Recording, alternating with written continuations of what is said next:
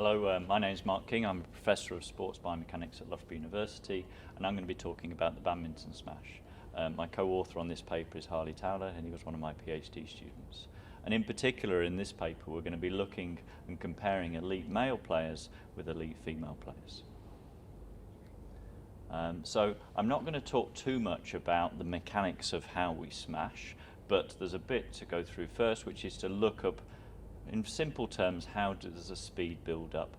And we can see in these pictures here how the colours change as we go across, and the transfer of energy or momentum through from the body, so it comes from the trunk and the torso through to the arm and the racket.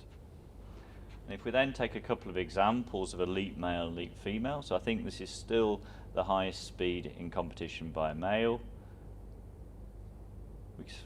We start to understand some of the similarities, but also some of the differences in performing the badminton smash.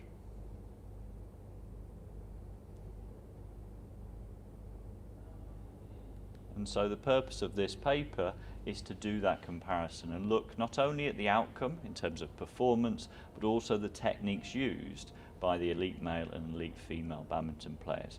Because in many respects the structure of the bodies are similar, although there's obviously some differences. And so the basic mechanics about how we smash isn't necessarily going to be different between the two. So we had the opportunity through Badminton World Federation to collect data on a number of elite players, and we've matched up 26 male and female players here, similar in age and world ranking, but the males are a bit taller and a bit heavier. So the data collection was carried out over a couple of years at a number of different venues. The first one we went to after some pilot work was the All England Championships and the practice courts downstairs. We had access to some of the best players in the world there. And essentially with this technology, the player does what they do best, which is to smash, and we record it using reflective markers that are stuck over the body, and I'll show you a video of that in a second.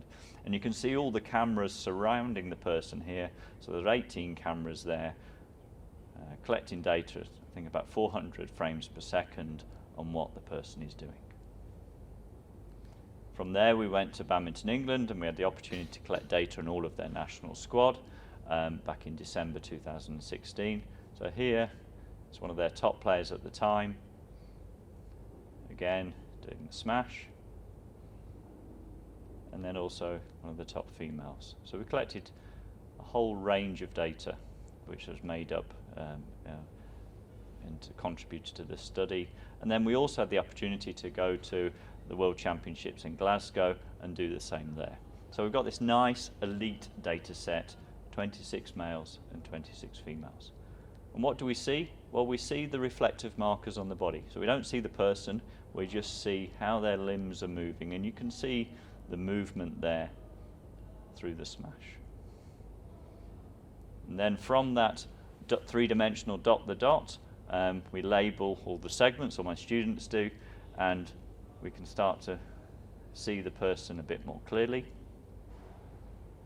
And because we know where we've put these reflective markers, what we're able to then do is to put on a skeleton on top of that and then measure what the joints are doing.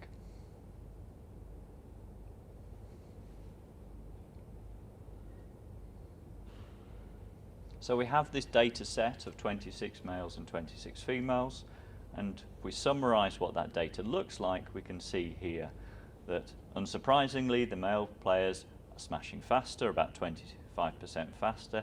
Their racket head speeds are also considerably greater, aligns with the speed, but the duration of the swing from the start of the swing through to contact with the shuttle is shorter for the males compared to the females. So they're using less time to generate this speed. But along with speed, they're also hitting more steeply because they're jumping higher. They've got a higher jump height and a higher contact point. So everything is better, you could argue, for the males. Well, if we try and visualize that, how could we do that? So in this image here, we've got the male player showing in yellow and the turquoisey blue player showing the female. It's sort of a typical average from that data set. And we can see the lower contact point and the lower, shallower trajectory for the female compared to the higher contact point and steeper as well as quicker trajectory for the male. And we've stopped these at the same time, and you can see the male shuttle has hit the floor and the female is still up in the air. So we can visualize that. If we then play that forward a bit more, we can see how much longer it would take for the female to land in terms of the shuttle. So the male smash is more powerful, it's more of a weapon, as we know. So that's what's the outcome on average across these elite people. But what about what is the person doing? So this takes one of a typical male in the study with a typical female, and we can see if we play this, and this is synced so that they hit the shuttle at the same point in time. And you can see how the male player jumps, whereas the female player has more of a wind-up,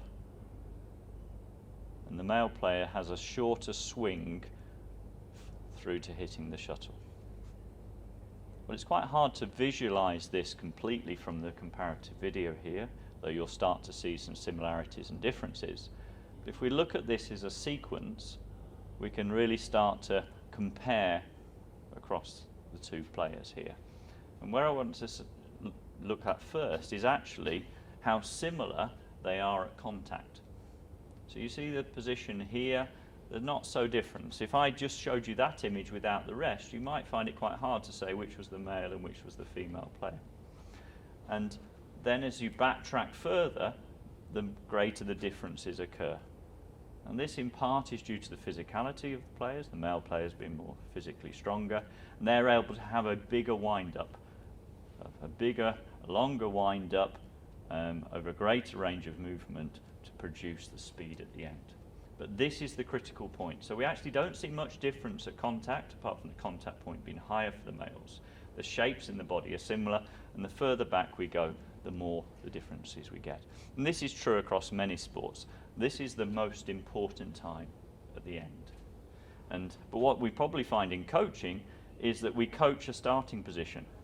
And the learning here is if we coach a starting position, it's really critical we understand the end position. Because these are elite players, they know where to get to at the end. But if you've got someone learning the skill and you coach them to be in a position here, they may not be good enough or strong enough to get to the right place at the end. So you need to think about this position at the end as well as where you start.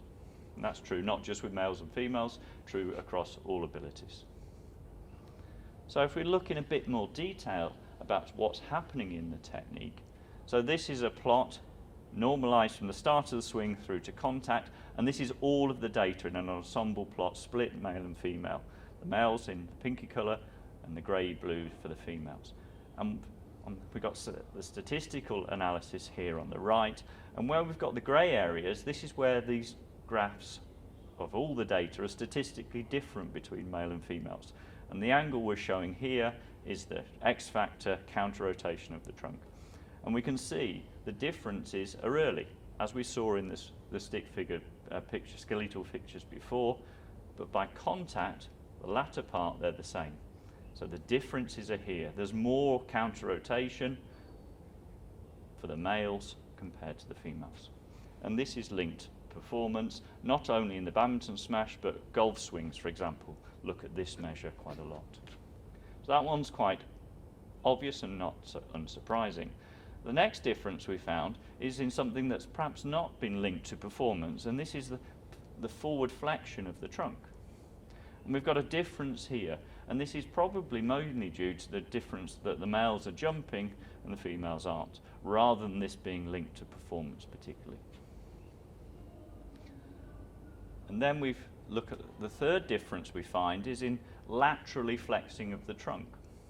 Well, again, this hasn't really been linked to performance, but a laterally flexed trunk, along with an extended position in the spine, actually can be problematic from an injury perspective. So with this jump smash, being too laterally flexed or extended could be problematic from an injury perspective. So not a performance thing that comes out of this, but perhaps something to be thought about going forward is male players, are they at more risk of getting injuries in the back because of their back going through a bigger range of motion and being more laterally flexed?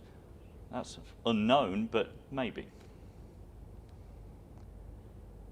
Again, linked to the counter rotation, the male players, on average, across the study, have a difference further behind the body, so their arms are pulled back more compared to the females. Again, they're going through bigger ranges of motion, they're generating more speed. But likewise, the end point's the same as we talked about earlier. The last one where there was a difference is to do with the flexion extension of the elbow.